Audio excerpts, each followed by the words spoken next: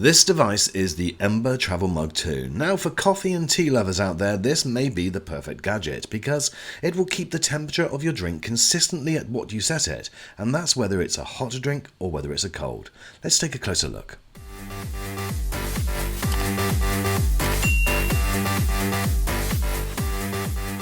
Hey everyone, this is All Things Tech, and in this video we're going to be looking at the Ember Travel Mug 2. Now, drinking tea and coffee has gone far beyond just having a drink. It's become a science, a culture, an absolute fashion trend. And so therefore, getting your drink at the exact right temperature and keeping it that way, well, that could be very important for some tea and coffee lovers out there. Now this is a very well made product. It's super premium in its feel, whether that be the packaging or the actual product itself. It's a very simple design. It looks like any travel mug you might see, but it's got that tech built in. So folks, we've got to get this charged before we use it, and had you said to me a few years ago that on my charging station by the side of my desk there would be a mug or a flask charging, well, I would have looked at you like you were just gone crazy. But that is what we're doing today. We've charged it up, it's all ready to go. We turn it on from the bottom. As you can see, it gives us a nice greeting. We then need to set it up, and we do that by downloading the Ember app. Of course, it makes perfect sense. We need to connect our mug to an application. Okay, so don't make the mistake that I'm doing here, guys, and try and connect to the wrong version. That was a little bit frustrating, and then I realized I'd made the mistake, and so therefore I corrected that. All you actually need to do is hold the on and off switch for 5 seconds, and then you'll get the pairing function, and then you'll be able to connect to the app. And following the process is pretty straightforward, but again, like everything, you do need to set up an account with Ember, and again, that's pretty straightforward. You can connect your Facebook or you can connect your Google account. It's very straightforward to do that. The purpose of connecting to an app means that you can actually set the temperature via Bluetooth, and so therefore you don't actually need to set it on the actual mug itself. And there's also some presets that you can choose. So for instance, if you've got a latte or you've got a cappuccino, then you can go into the presets there, and it gives recommendations of the correct temperature to drink those at. Right, it's time to make a coffee and put this to the test. Okay, so you can see the exact temperature of what is in there, and to drink, if you want to, all you need to do is push down on the top in order to release it, and that opens up a non-drip lid, and push again to seal it. And again, in our tests we had no problems with it leaking, and it was absolutely fine. Now there is a menu control, and that's by pressing the sensor which is across the Ember actual wording, and if you press it once it will give you the temperature that you set at. If you press it again, it will bring up the up and down, so you can change the temperature going up obviously or lower, and if you press it again it will give the name that you set in the personalization. Pressing it one more time will also give you the battery level.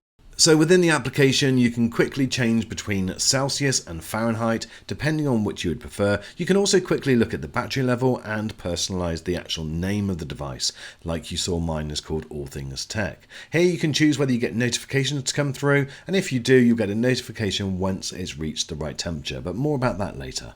Okay, we're going to do a couple of tests now. The first one is just a quick 5-minute test. Does it stay at the same temperature that you set it at? So I've set this to 58 degrees Celsius, and after 5 minutes it was still at 58 degrees Celsius. I've switched into Fahrenheit now, and I put a hot cup of tea in there which came in at 160 when it first went in.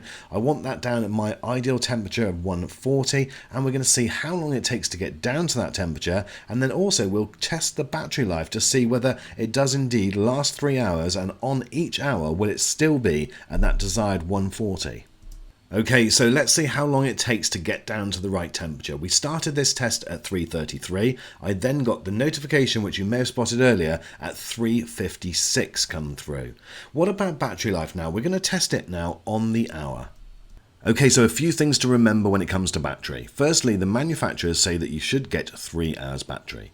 Now, we charged this up fully at the beginning of the day, and what you've seen so far, we've used obviously that battery. So I'm not expecting to get a 3 hours from now. So if I get anything over 2 hours, because I have been playing with it and filming with it, then I'll be quite happy. Now, as you can see, after the first hour, it was already down to about halfway. This is now the second hour, so it's still maintaining the correct temperature. And if I go to the battery setting, it looks like it's almost out after 2 hours. But what I'm going to do is continue to test it. So I'm going to go back now, and I'm half an hour later. And the temperature setting is still correct, and the battery is still hanging in there with one little bar left. 10 minutes later, or 10 minutes or so later, so we're now around 2 hours and 40 minutes from the first battery test. It's still working, and the temperature is correct, and again it's showing the same level of battery. When I went back there after exactly 3 hours, the battery was just saying this, and I couldn't then operate it. So we definitely got over 2 hours 40 minutes, plus all of the filming that we did earlier in the day. So I think battery life is great. When I did pop it back on the charger, it gave me a reading of 136 degrees, and that means it lost around 4 degrees in the 15 to 20 minutes where the battery had stopped. So on the face of it, this does exactly what the manufacturers claim, and that's good because it means that you can have confidence in what they say. Another advantage with having your own mug like this is the fact that you are helping to reduce waste. And so all of those cartons that you throw out at Costa and Starbucks, well, that's no more because you can just pop it in here. But how much is it going to cost you? Well, this thing retails for around $180, and so it is expensive, but it obviously has got that tech built in. Now, there are also a couple of things that you need to bear in mind when or if you're purchasing this. Firstly, this is a travel mug, and therefore it's designed to be on the go with you. So if you want any longer than 3 hours use, then you have to make sure that you either purchase a second charging station, which costs another $40, or you have to take the existing one with you wherever you go, and that makes it a little bit cumbersome. It would have also been great if they would have included an in-car charging facility, so therefore you could plug this in while you're traveling, and you've got the ability to recharge when you're on the go. Another thing that you need to bear in mind is that this is a 12-ounce cup, which is 355 ml, and therefore you can get just over one mug, maybe 1.5 mugs of coffee in here. And again, I would like to have seen that being bigger, or a bigger version available for maybe an extra price, but I would like to have 2, maybe 3 cups that I can take with me on the go. So my friends, in conclusion, I think that this does the job that it's intended to do. You can't fault it because it passed every test. Whether you think $180 is too much to spend for a travel mug, well, that's going to be down to you as an individual.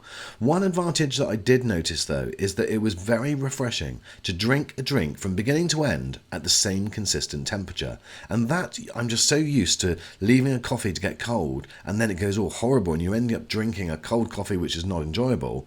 Well then that was something which is definitely avoided if you purchase this. But guys, it is a lot of money, and well, let me know what your thoughts are in the box below. I'll leave you with some promotional material from Ember. This video is not sponsored. They have sent this to me for review, but I've not been asked to say anything in particular. But let me know what your thoughts are, guys. I look forward to seeing you on the next video.